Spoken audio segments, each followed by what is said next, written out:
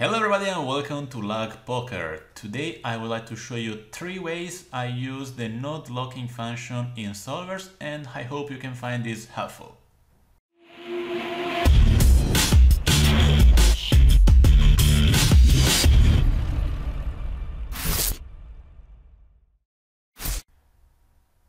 So the first and more common way I think node locking is usually used with solvers is to check if a simplified line is feasible or if we should stick to a theoretically optimal one with some checks and some bets. For example, here I chose a specific spot, which is big blind versus button, single raise spot, and the flop hit king 9-7 rainbow. The big blind checked, and now the button should choose what to do here. As you see, the strategy is a bit mixed. It's not that easy to remember this kind of strategy. So what we could do is try to hand lock the strategy of the button and let him bet every single time with one sizing and see what he does.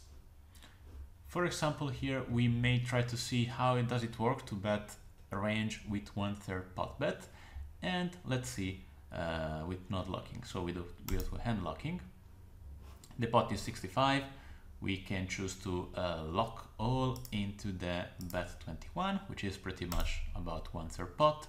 Then we will calculate the new solution.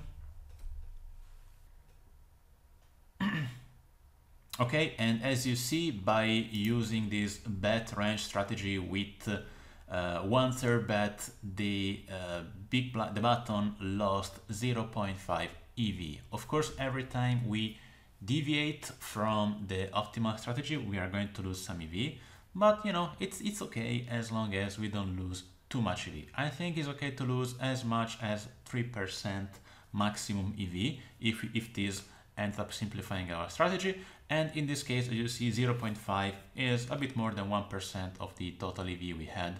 So I think it's let's say we can take this kind of loss of EV given how simple is now the strategy. Of course, on the flop there were two sizings. We can also try to see if by betting every single time the bigger size, we lose more or less EV than the one we found. So we go just there and calculate again. And as you see, by betting bigger and betting range, we actually lost more EV than just by betting every single time small. 0.9 is a bit too much. I mean, it's still in a safe range, let's say. We're still less than 3% loss, but you know, it was better to lose only 0.5. So what I would say is that it's okay here for sure. Of course, it's okay to bet a range with both sizings, but apparently if we bet that wide, the solver really prefers to bet small.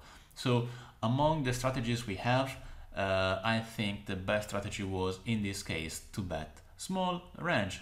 Again, we had an EV loss, but it was an acceptable loss, and certainly it's much easier to bet range than to use the original GTO strategy. The second thing we should use node lock for, and it is connected to the first one, is also to find counter strategies to the most common adjustments. For example, in this spot we saw that the standard strategy was for the button to c-bet this weird strategy with 67% bets and some checks. And to this strategy, if let's say villain bets this size, we have from the big blind a certain specific raising strategy. In this case, as you see, we have a 6.6% raise and 47% folds and 45.9% calls. Of course, this strategy is made to be the optimal defense to the original GTO strategy, but if we expect villain to bet range with the sizing 1/3, which I think is very common nowadays on boards like this, then this defending strategy, if we defend this way, we are probably going to be suboptimal. So it's important to node lock the 1/3 range bet size on the flop for button, also to see which are the differences between our original defense strategy from the big blind and the one versus the 1/3 bet. So I would say that the second way that we should use node locks is to see not only how to simplify a strategy, but also how the defense versus such simplified strategy is.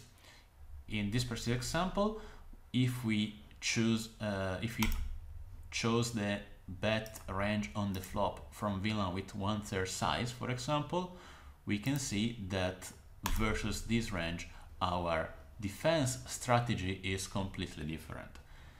As of now, we are check raising about 14% of the time, and we are folding only 33% of the times.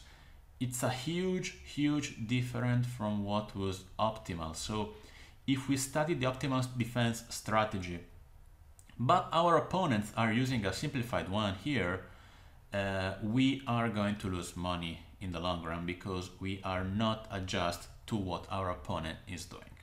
So if you expect your opponent to use a simplified strategy on certain boards, please remember to study your defense after you node locked the simplified strategy, because that's how you're not going to be punished for him using that strategy. The third and more interesting way I typically use node locking in solvers is to find unorthodox lines which may look a bit weird, which are probably not that close to the optimal one, but that can do pretty well in real fields. Let's see what I mean. So let's assume this 3-bet pot in which we chose to 3-bet from the small blind and the button called, and this flop hits. Jack 9-7 with a flush draw. It's not an easy board. We have to bet about 60% of the times, check 40%, and as you see, the strategy is not always that straightforward. So, and also there is another thing. It's quite easy and intuitive to defend for villain when we check and when we bet, because, you know, if we bet on this board, villain should technically raise very few, he should call a lot of these kind of hands, and as you see, it doesn't have any weird defense. You know, he's defending any pair, he's defending any draw, he can fold low pocket pairs in general, he can fold his air. It's quite easy, to be honest, for him to defend here. I think most players, if we bet this strategy on the flop, are going to defend something like this. And also if we check, his strategy is also not that weird, okay? I mean, he should do some weird things, but not that many. He should do some slow play, but you know, this strategy is, I think, pretty intuitive. I think most players, we are going to bet about this percentage of times once we check. What we can do with node locking is try to see if we have a simplified strategy which will be unintuitive for our opponent to defend against. As an example, something we could do here, which we should always experiment, is what does it happen to the strategies if, for example, here we chose just to check range, for example.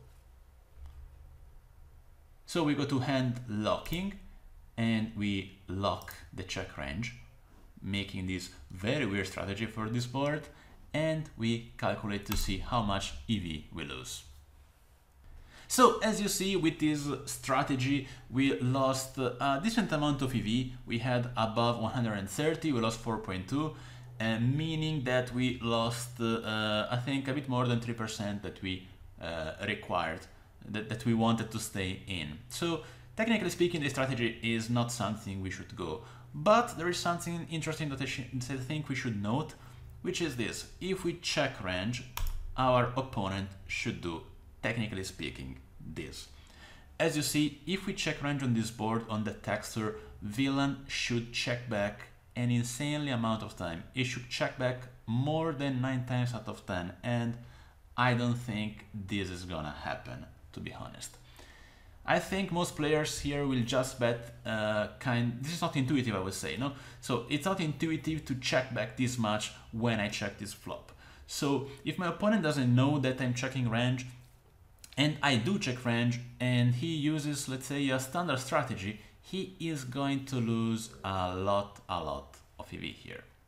So what we can do actually is to lock the strategy of the button to the GTO strategy which is probably what he is going to do if he doesn't know we are checking range and he studied the spot and is just betting his strategy. We just go to hand lock, we lock as GTO and lock all, and we recalculate. So now you can see the two strategies compared, the two defense strategy compared if I check range. On the left, if villain uses the GTO strategy, the GTO approach that he should have used if I was betting my standard GTO strategy as well. On the right, if instead he is checking back 90% of the times, as he should do as an adjustment if I check my range.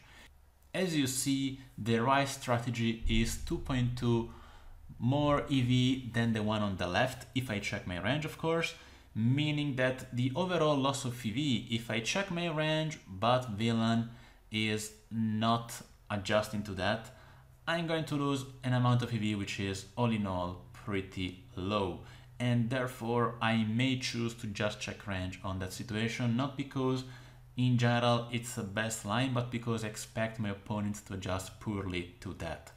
This works especially good, this kind of strategy and adjustment, versus those kind of players who are over aggressive or who bet too much, because if my opponent is betting more often than not with his draws, for example, which he should not always do, even in the optimal strategy, but if I expect him to do that, of course checking range is still more, it's even more powerful because he's deviating more from what he should do, which is on the right. So these are the three ways I think you should use node lock when you study with the solvers. I hope you found this video useful, and if you did, please subscribe to the channel. This is the best way to help the growth of it. Thanks for watching and see you next time.